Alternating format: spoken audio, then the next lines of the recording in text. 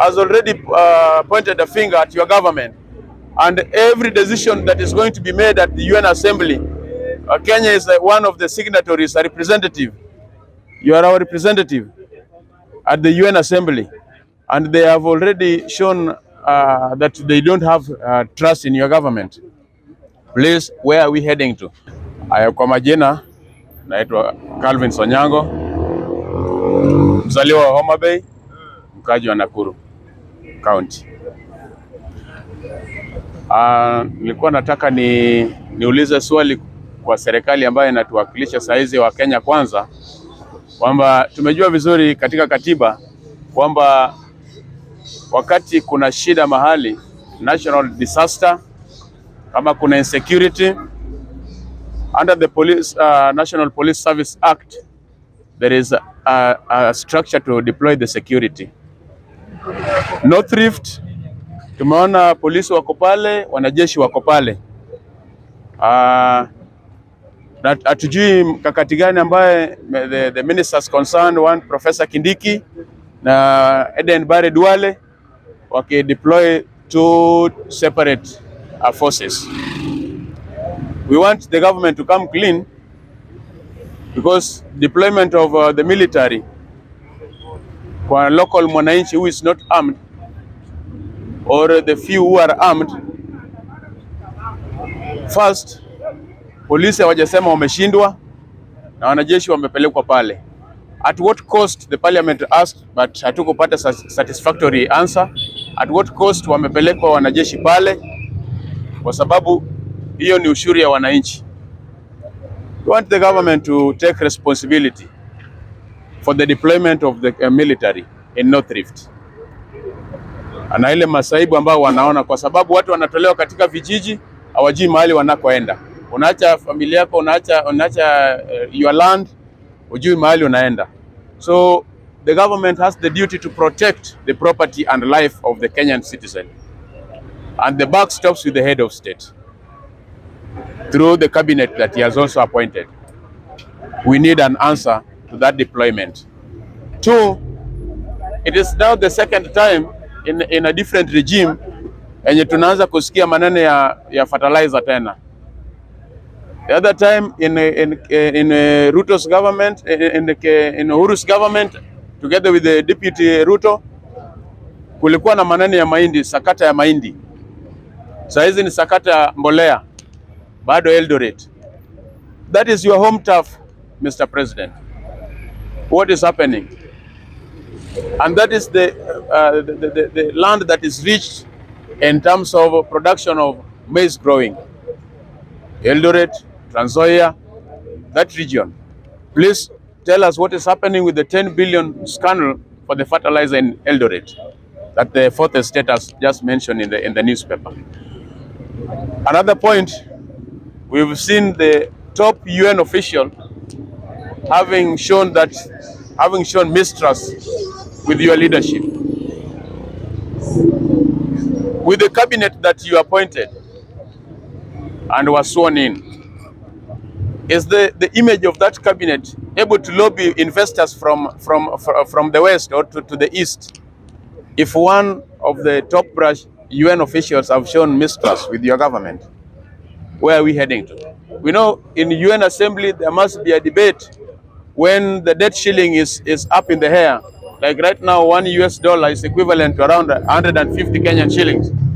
So if the UN government, through one of the UN representative, has shown an eyebrow over questioning of the government, meaning the legitimacy of this government is questionable, and that is why there's Azimio. We are saying, open the server, we know whoever won, then Kenya to move on. If you won correctly, then we'll support you.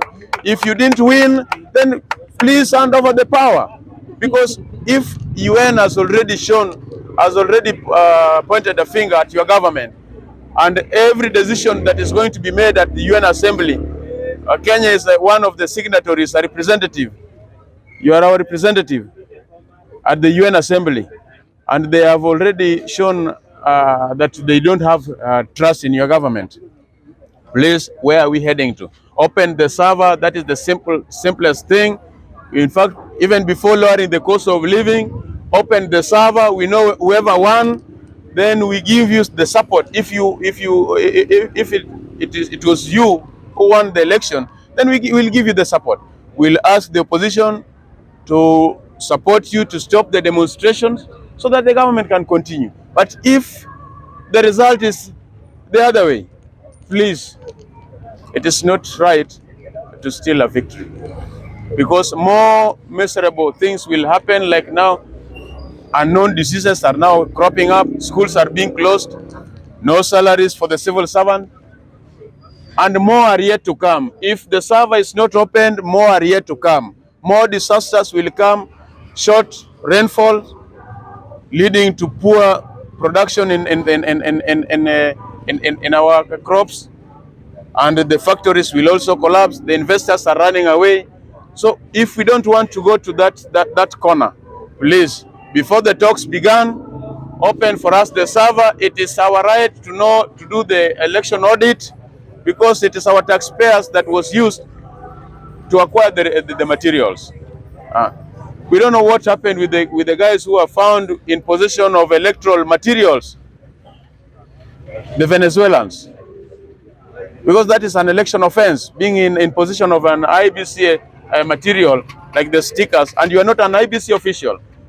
We want the DCI, we want the police to bring the file and bring the people to book, so that we know what really happened with the Venezuelans who were found in possession with the IBC materials, and also show correct goodwill to fight corruption. Is when investors will come. No investor will put resources where looting is to take place, and insecurity. Work on insecurity, no thrift, corruption that has been shown for the first, not even a year, 10 billion scandal for fertilizer. Where are we heading to? Now, the first consignment of fuel, of oil, was received by your deputy. How sure are we that it is not going to be looted? And how much tax are we still going to pay when when that oil is stolen from us? Please show leadership, because it is we the people, according to the Constitution, that donates the power to the executive. If it is not, the leadership is not shown, then we can use the indirect democracy. We can use the direct democracy, sorry, because we have representative. If we cannot be represented, parliament has already been bought. Who is going to articulate issues of the common Mwananchi in parliament? The court has already been overtaken by the executive.